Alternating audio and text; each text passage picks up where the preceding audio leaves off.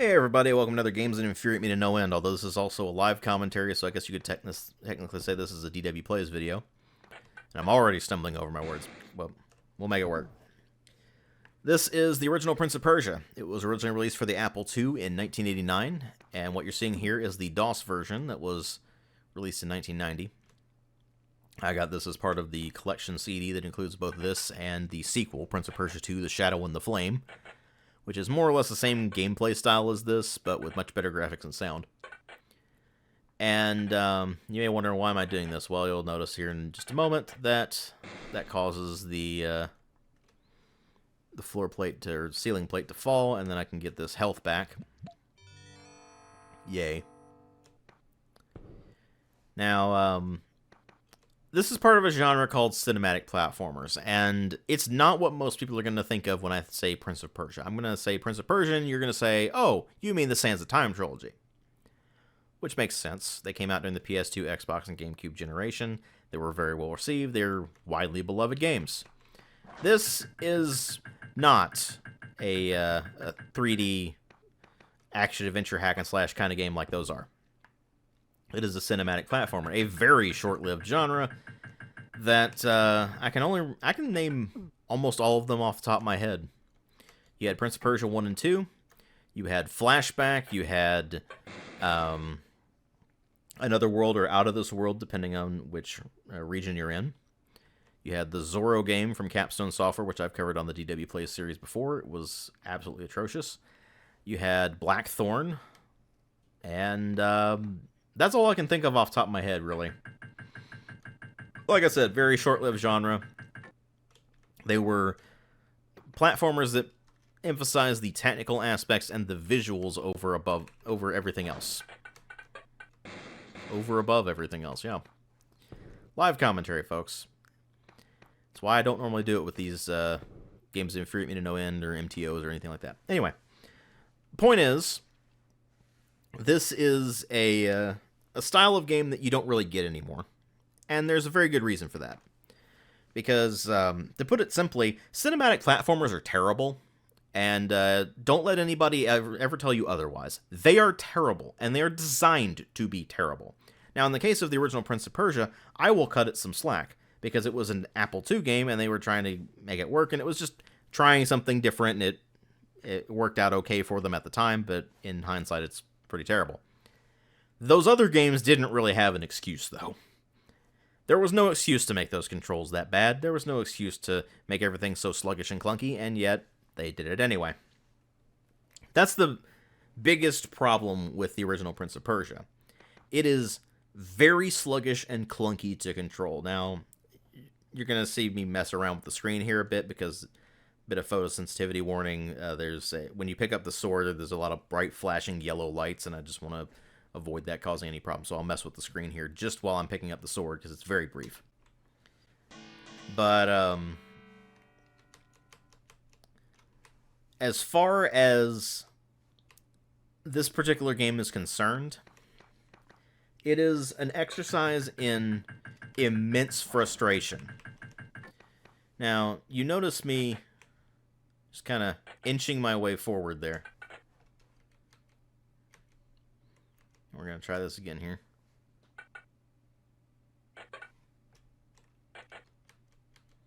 I'm basically employing the same strategy as before.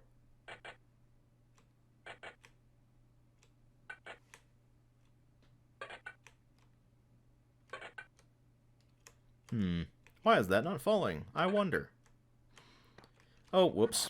That's, yeah, you probably don't notice it, but, I'm going to try to give you an impression of just how bad these controls are. There's another thing that you see down at the bottom of the screen there. It says 56 minutes left. Yes, you have an hour to finish this game.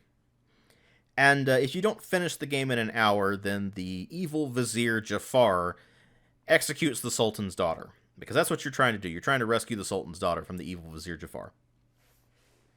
And you get thrown in the dungeons. And you have to escape the dungeons and save the Sultan's daughter. Anyway. Very simple, straightforward storyline. Kind of a classic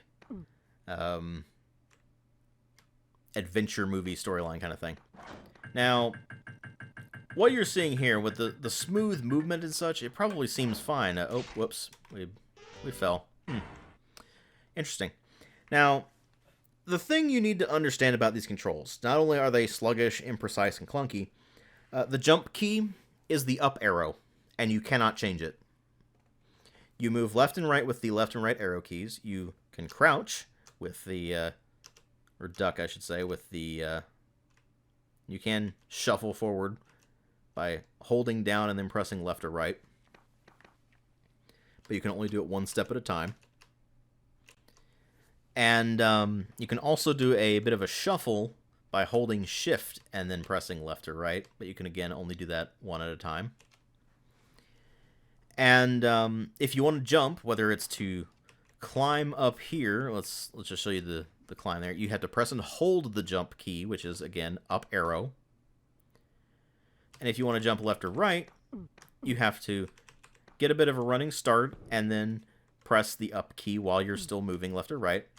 Or you hold shift and then you take your step or you turn, and then you can press up to do the jump forward, like so. Let's see if I can climb down. Nope, I can't. I know there's a way to climb down there, but whatever. Anyway, point is that these are very sluggish, imprecise, and clunky controls. And the game requires you to have some degree of precision. And in some cases, speed. So the challenge comes from basically artificial difficulty there. The entire game becomes a matter of trial and error. You just keep messing around with something until eventually you figure out what it is that the game wants you to exactly do. Now, notice there that I ran forward. I didn't do anything there. I just pressed the shift key in order to pick up the potion and drink it. And yet, the prince just started running forward for no discernible reason. Now, if I just tap the left or right, you notice you go forward by quite a bit. Now, I'm going to lower my microphone down to the keyboard so you can hopefully hear this better. I'm going to have to exaggerate the key presses a bit so you can understand what's going on here. But to get an idea of what this game plays like, you need to have an understanding of what's going on with the controls. So let me lower the microphone down here, and hopefully you can hear this. And I'm going to... That's what it sounds like when I'm exaggeratingly pressing the keys. You hear that? That's just me shuffling back and forth.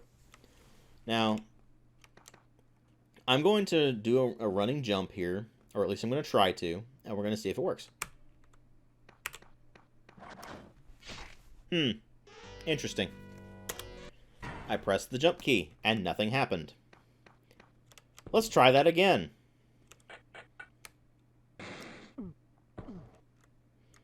By the way, every single time you fall and take damage like that, you just sit there for a while, and it's very tedious and annoying.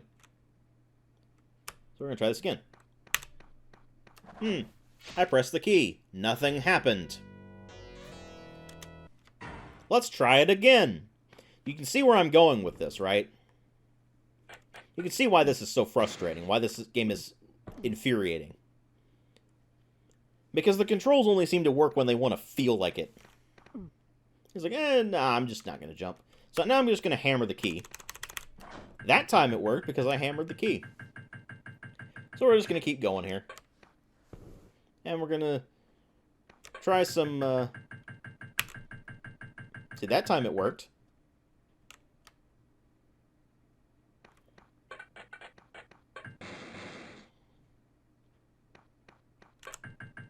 That time it worked.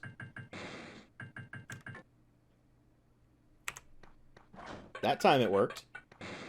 Which is surprising, because normally it doesn't.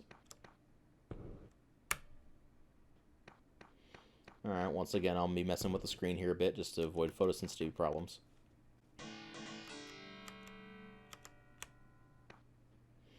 And now we're going to try to do the jump back. Now, in order to do this, you have to climb up on this thing,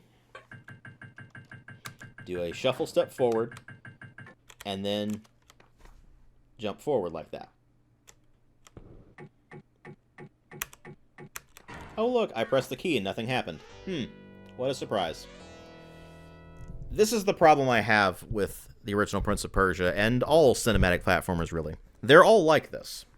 Every single one of them has deliberately awful controls. Now, I don't know if the controls are necessarily deliberately awful in the case of the original Prince of Persia. I think it's just a byproduct of the game's design. The other games, on the other hand, that were in the cinematic platformer genre are a different story entirely. They were deliberately designed this way. And it makes actually trying to play them downright infuriating. You may wonder why I'm not going to the right. It's because there's a guard there, and if I don't have the sword, then he's just going to skewer me. So, just hammer the key there, try to get through it. But you never really feel like you actually have any real degree of control over the character. It's really hard to get that down. And that's not in a good way. That's not in a challenging, difficult way. It's in an artificially difficult, obnoxious, annoying way. I mean, getting used to the controls of something like, say, Severance Blade of Darkness is fun and enjoyable and challenging. This game, on the other hand, since it's all trial and error, and you have to literally restart the game every single time you fail, because that doesn't let you save until you hit level 3,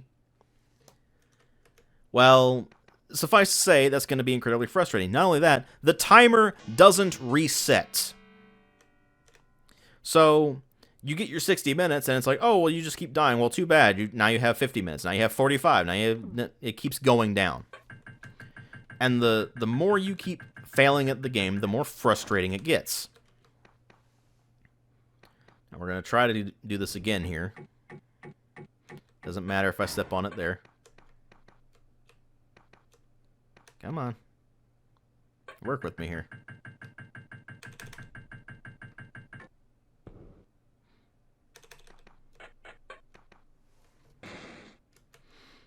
And now we're just going to try to get through this area here and try to get back to the... Okay, now we're getting somewhere. Now you'll be able to see the really janky sword combat as well.